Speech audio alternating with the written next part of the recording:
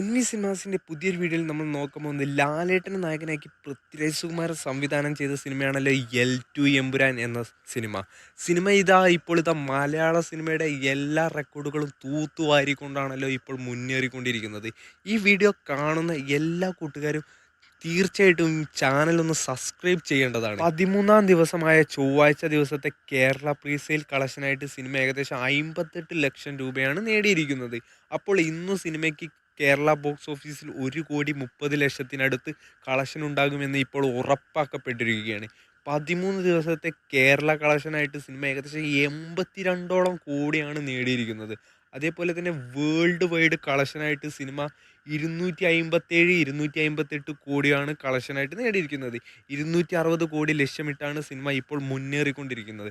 അതേപോലെ തന്നെ മലയാളത്തിൻ്റെ ഇൻഡസ്ട്രി എന്ന നേട്ടത്തിന് തൊട്ടരികിലാണ് ഇപ്പോൾ എൽ 2 എമ്പുരാൻ എന്ന മൂവി. ഇനി വെറും 8 കോടിക്കടുത്ത് മാത്രം മതി സിനിമ മലയാളത്തിൻ്റെ ഇൻഡസ്ട്രി ഹിറ്റായിട്ട് മാറാൻ വേണ്ടി. കാത്തിരിക്കാം നമുക്ക് ആവേശത്തോടെ മലയാള സിനിമയുടെ ഇൻഡസ്ട്രി ഹിറ്റ് അടിക്കുന്ന എൽ 2 എമ്പുരാന് വേണ്ടി.